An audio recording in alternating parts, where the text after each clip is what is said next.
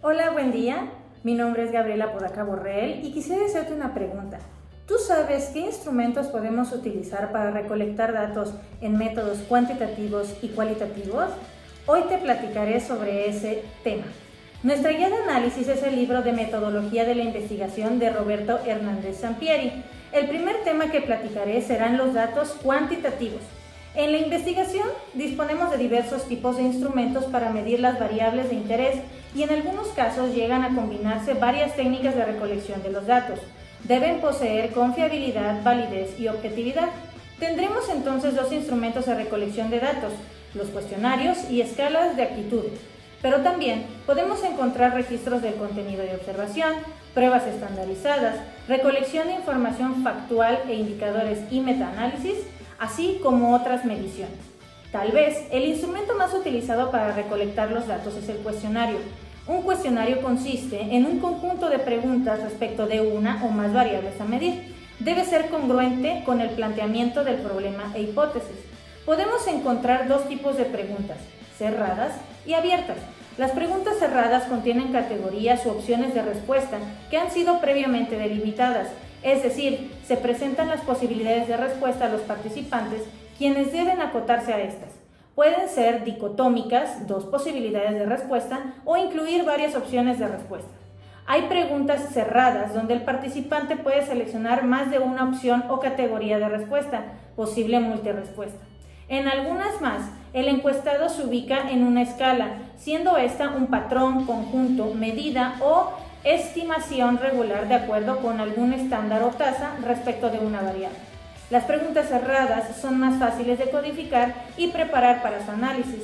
Las preguntas abiertas, en cambio, no delimitan de antemano las alternativas de respuesta, por lo cual el número de categorías de respuesta es muy elevado.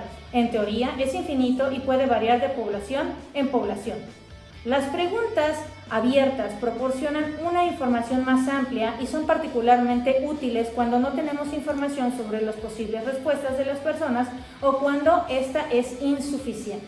Una recomendación para construir un cuestionario es que se analice variable por variable, qué tipo de pregunta o preguntas suelen ser más confiables y válidas para medir esa variable de acuerdo con la situación del estudio. Las preguntas obligatorias son las preguntas llamadas demográficas o de ubicación del participante encuestado, género, edad, nivel socioeconómico, estado civil, etc. Ahora bien, las características que debemos tener en cuenta para las preguntas son que deben de ser claras, precisas y comprensibles para los sujetos encuestados, que las preguntas sean lo más breves posibles, deben formularse con un vocabulario simple, directo y familiar para los participantes. No pueden incomodar a las personas encuestadas ni ser percibidas como amenazantes y nunca ésta debe sentirse que se le enjuicia. Las preguntas deben referirse preferentemente a un solo aspecto o una relación lógica. No habrán de incluir las respuestas, no pueden apoyarse en instituciones, ideas respaldadas socialmente ni en evidencia comprobada. Evitar preguntas que nieguen el asunto que se interroga. No deben hacerse preguntas racistas o sexistas ni que ofendan a los participantes. Las primeras preguntas de un cuestionario deben ser preguntas neutrales o fáciles de contestar para que el participante se adentre en la situación. Un cuestionario está formado, además de las preguntas y categorías de respuestas, básicamente por portada, introducción, instrucciones insertas a lo largo del mismo y agradecimiento final. Las preguntas deben estar organizadas para que sea más fácil de responder el cuestionario. Para el tamaño de un cuestionario no existe una regla al respecto, pero si es muy corto se pierde información y si resulta largo llega a ser tedioso. Las preguntas abiertas se codifican una vez que conocemos todas las respuestas de los participantes a los cuales se les aplicaron o al menos las principales tendencias de respuesta en una muestra de cuestionario aplicado. No se debe de perder de vista que los cuestionarios se aplican de dos maneras fundamentales: autoadministrado y por entrevista, que puede ser personal o telefónico. El autoadministrado significa que el cuestionario se proporciona directamente a los participantes quienes lo contestan. No hay intermediarios y las respuestas las marcan ellos. Pueden tener distintos contextos: individual, grupal o por envío, que puede ser por correo tradicional, correo electrónico y página web o blog. En el caso individual, el cuestionario se entrega al participante y éste lo responde, ya sea que acuda a un lugar para hacerlo, como ocurre cuando se llena un formulario para solicitar empleo, o lo conteste en su lugar de trabajo, hogar o estudio. Deben ser particularmente atractivos, a colores, en papel especial, con diseños originales, etc., si es que el presupuesto lo permite. En el caso de autoadministración por envío, se manda el cuestionario a los participantes por correo postal privado o mensajería. Por medio del correo electrónico también se le puede pedir que ingresen a una página web o blog para responder. En las entrevistas personales, las entrevistas implican que una persona calificada, entrevistador, aplica el cuestionario a los participantes. El primero hace las preguntas a cada entrevistado y anota la respuesta. Su papel es crucial en una especie de filtro. El primer contexto que revisaremos de una entrevista es el personal cara a cara. Normalmente se tienen varios entrevistadores, quienes deberán estar capacitados en el arte de entrevistar y conocer a fondo el cuestionario. Su propósito es lograr que se culmine exitosamente cada entrevista, evitando que decaiga la concentración e interés del participante, además de orientar a este en el tránsito del instrumento. En la entrevista telefónica, obviamente la diferencia con el anterior tipo de entrevista es el medio de comunicación, que en este caso es el teléfono. Ahora analizaremos las escalas para medir las actitudes. Una actitud es una predisposición aprendida para responder coherentemente de una manera favorable o desfavorable ante un objeto, ser vivo, actividad, concepto, persona o sus símbolos. Las actitudes tienen diversas propiedades, entre las cuales se destacan la dirección, que puede ser positiva o negativa, e intensidad alta o baja. Estas propiedades forman parte de la medición. Los métodos más conocidos para medir por escalas las variables que constituyen actitudes son el método de escalamiento Likert, el diferencial semántico y la escala de Goodman. El escalonamiento tipo Likert es un método desarrollado por Resins-Likert en 1932. Consiste en un conjunto de ítems presentados en forma de afirmaciones o juicios ante los cuales se pide la reacción de los participantes. Es decir, se presenta cada afirmación y se solicita al sujeto que externe su reacción eligiendo uno de los 5 puntos o categorías de la escala. A cada punto se le asigna un valor numérico. Así, el participante obtiene una puntuación respecto de la afirmación y al final su puntuación total, sumando las puntuaciones obtenidas en relación con todas las afirmaciones. Las afirmaciones pueden tener dirección favorable o positiva y desfavorable o negativa. Y esta dirección es muy importante para saber cómo se codifican las alternativas de respuesta. Si la afirmación es positiva, significa que califica favorablemente el objeto de actitud. De este modo, cuanto más de acuerdo con la frase estén los participantes, su actitud será igualmente más favorable. Una escala Likert se construye con un elevado número de afirmaciones que califiquen al objeto de actitud y se administran a un grupo piloto para obtener las puntuaciones del grupo en cada ítem o frase. Asimismo, debe calcularse la confiabilidad y validez de la escala. Gillespie desarrollaron una derivación del escalamiento clásico de Likert, en la cual se incluyen frases incompletas respecto al objeto de actitud y a estas se le agrega un continuo que sirve como base para las respuestas claras. El diferencial semántico consiste en una serie de adjetivos extremos que califican al objeto de actitud, ante los cuales se solicita la reacción del participante. Es decir, este debe calificar al objeto de actitud a partir de un conjunto de adjetivos bipolares. Entre cada par de estos se presentan varias opciones y la persona selecciona aquella que en mayor medida refleje su actitud.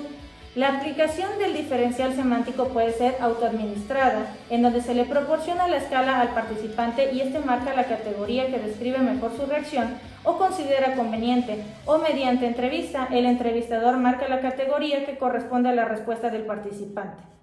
En esta segunda situación, es muy conveniente mostrar una tarjeta al respondiente que incluya los adjetivos bipolares y sus categorías respectivas. El escalograma de Goodman es otra técnica para medir las actitudes y, al igual que Likert, se fundamenta en afirmaciones o juicios respecto al concepto u objeto de actitud, ante los cuales los participantes deben externar su opinión seleccionando uno de los puntos o categorías de la escala respectiva. Una vez más, a cada categoría se le otorga un valor numérico. Así, el participante obtiene una puntuación respecto de la afirmación y al final su puntuación total sumando las puntuaciones obtenidas en relación con todas las afirmaciones. La diferencia con el método de Likert es que las frases tienen diferentes intensidades, se escalan por la tal intensidad. En la investigación disponemos de otros métodos para recolectar datos. Entre tales técnicas se encuentran análisis de contenidos cuantitativos, la observación, pruebas estandarizadas e inventarios, datos secundarios, instrumentos mecánicos o electrónicos e instrumentos específicos propios de cada disciplina. Teniendo clara la información del método cuantitativo, ahora pasaremos al análisis de la recolección de datos cualitativos. Para diseñar la guía de temas es necesario tomar en cuenta aspectos prácticos, éticos y teóricos. Los prácticos tienen que ver con qué debe de buscarse en la entrevista y que se capte y mantenga la atención del participante. Los éticos, en el sentido de que el investigador debe de reflexionar sobre las posibilidades, consecuencias que tendría que el participante hable de ciertos temas. Y los teóricos en cuanto a que la guía de entrevista tiene la finalidad de obtener la información necesaria para responder al planteamiento. Con las nuevas tecnologías de comunicación, las entrevistas personales también pueden llevarse a cabo por Internet, por ejemplo, usando Skype, su red social favorita u otros sistemas para videollamadas o conferencias virtuales. Sesiones en profundidad o grupos de enfoque, algunos autores lo consideran como una especie de entrevista grupal, las cuales consisten en reuniones de grupos pequeños o medianos, 3 a 10 personas, en los cuales los participantes conversan a profundidad en torno a uno o varios temas. En esta técnica de recolección de datos, la unidad de análisis es el grupo, lo que expresa y construye, y tiene su origen en la dinámica grupal, muy socorrida en la psicología. Debe estimular la participación de todas las personas, evitar agresiones y lograr que todos tomen su turno para expresarse. Con respecto a la conformación de los grupos, sí deben ser homogéneos o heterogéneos. El planteamiento del problema y el trabajo de campo indicarán cuál composición es la más adecuada. La guía de los temas pueden ser estructurada, semiestructurada o abierta. En la estructurada, los temas son específicos y el margen para salirse de estos es mínimo. En la semiestructurada se presentan temas que deben tratarse, aunque el moderador tiene libertad de incorporar nuevos que surjan durante la sesión e incluso alterar parte del orden en que se trata. Finalmente, en la abierta se plantean puntos generales para cubrirse con libertad durante la sesión. De acuerdo con Carey, Asbury y Tolich, así como Barbour, las guías temáticas son breves, con pocas preguntas o frases detonantes. En algunos grupos de enfoque se pueden utilizar materiales estimuladores como dibujos, fotografías, videos, recortes de periódico, entre otros, para romper el hielo. Introducir un tema, incentivar una discusión o proveer puntos de comparación y que los participantes expongan su perspectiva y experiencia de forma detallada acerca de un tema, fenómeno o situación. Una fuente muy valiosa de datos cualitativos son los documentos, materiales y artefactos diversos. Entre tales elementos podemos mencionar cartas, diarios personales, fotografías, grabaciones de audio y video por cualquier medio, entre otros. La biografía o historia de vida es una forma de recolectar datos muy socorrida en la investigación cualitativa. Puede ser individual, un participante o personaje histórico o colectiva, una familia o un grupo de personas que vivieron durante un periodo y que compartieron rasgos y vivencias. Es conveniente tener varias fuentes de información y métodos para recolectar los datos. En la indagación cualitativa poseemos una mayor riqueza, amplitud y profundidad de los datos si provienen de diferentes actores del proceso, de distintas fuentes y de una mayor variedad de formas de recolección. En el proceso cuantitativo primero se recolectan todos los datos y luego se analizan, mientras que en la investigación cualitativa no es así, sino que la recolección y el análisis ocurren prácticamente en paralelo. Además, el análisis no es uniforme, ya que cada estudio requiere un esquema peculiar. En el análisis de los datos, la acción esencial consiste en que recibimos datos no estructurados, a los cuales nosotros les proporcionamos una estructura. Los datos son muy variados, pero en esencia consisten en observaciones de investigador y narraciones de los participantes. Pueden ser visuales, como por ejemplo fotografías, videos, pinturas, auditivas, que pueden ser grabaciones, textos escritos, por ejemplo, documentos, cartas, etc. Expresiones verbales y no verbales, como respuestas orales y gestos en una entrevista o grupo de enfoque. Además de las narraciones del investigador, anotaciones o grabaciones de la bitácora de campo, ya sea en una libreta o un dispositivo electrónico. Algunas características que definen la naturaleza del análisis cualitativo son las siguientes. El análisis es un proceso ecléctico que concilia diversas perspectivas y sistemático, más no rígido. Una fuente de datos importantísima que se agrega al análisis la constituyen las impresiones, percepciones, sentimientos y experiencias del investigador o investigadores.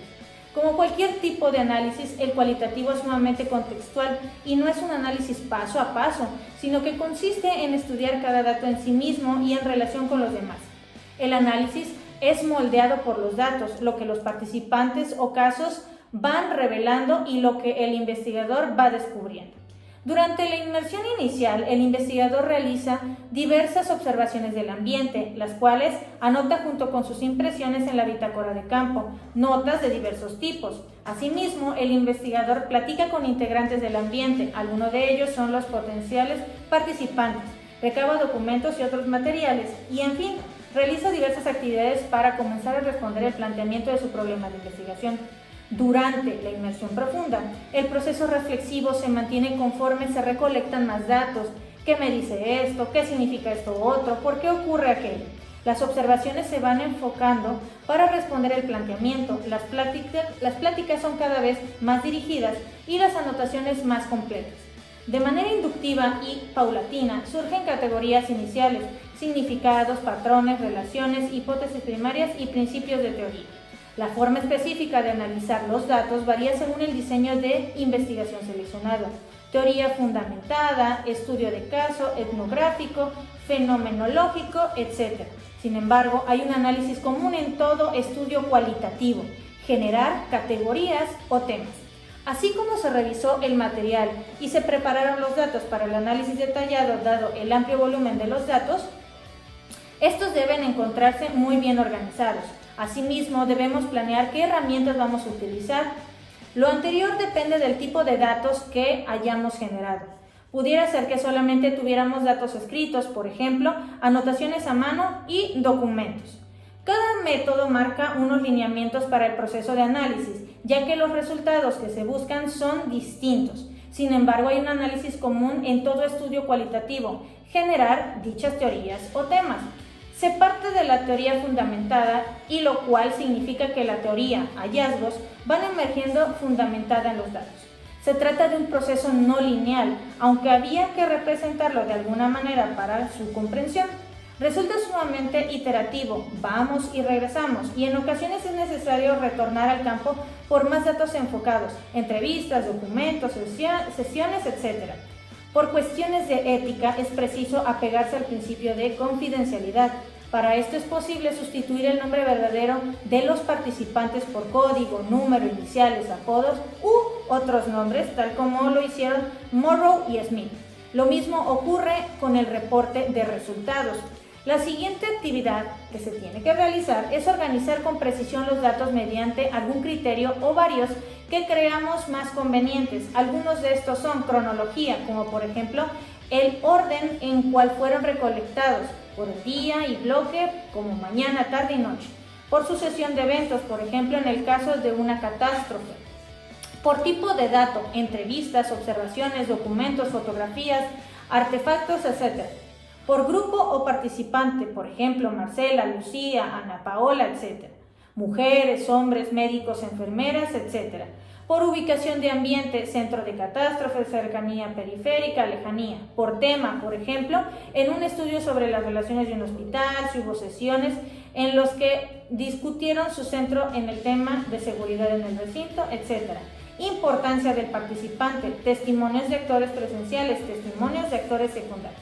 La bitácora de análisis tiene la función de documentar el procedimiento de análisis y las reacciones del investigador al proceso, y contienen fundamentalmente: 1. Anotaciones sobre el método utilizado, como por ejemplo ajustes a la codificación, problemas y la forma en que se resolvieron.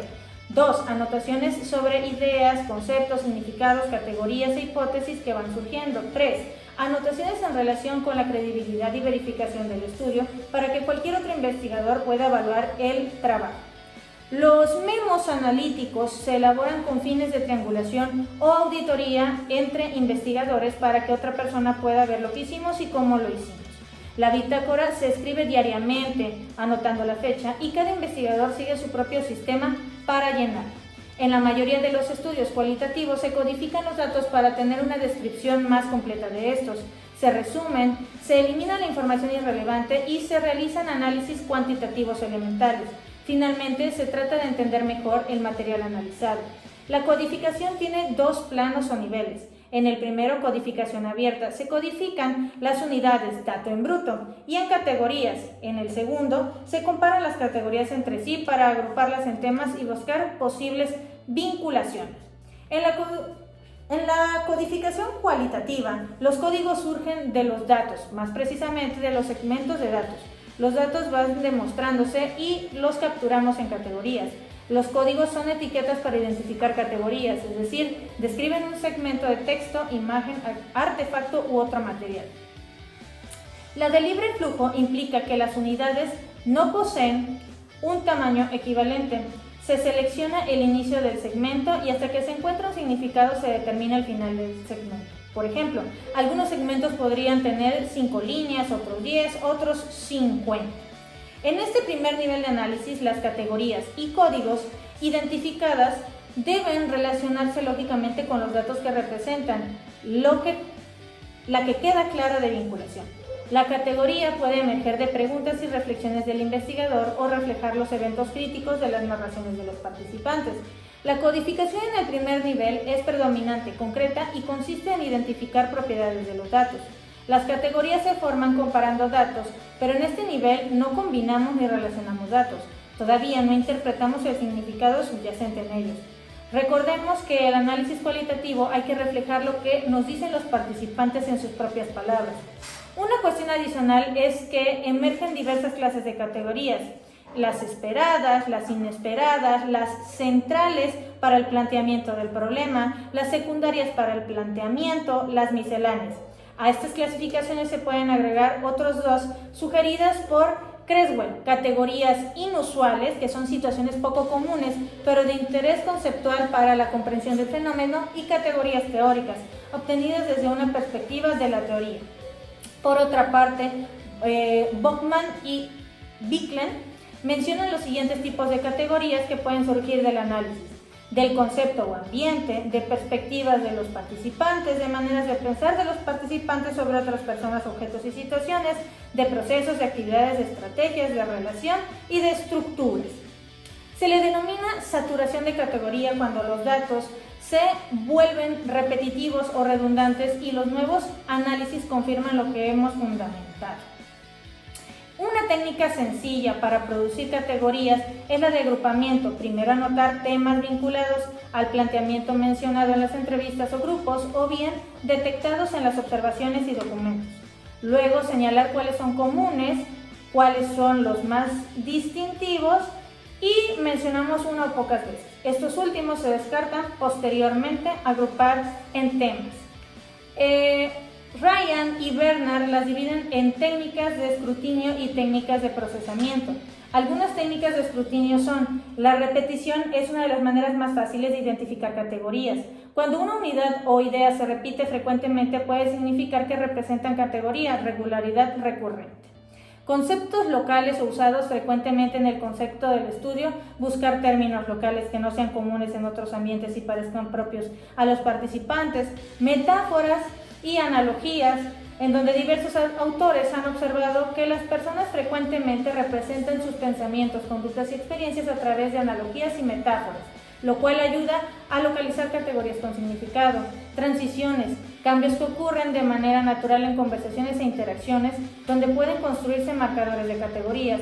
Similitudes y diferencias, conectores lingüísticos y adverbios, pronombres o similares, datos perdidos o no revelados y material vinculado a la teoría. Espero que la información que platicamos en este video sea de tu utilidad. Mi nombre es Gabriela Podaca Borrell y espero volvernos a ver.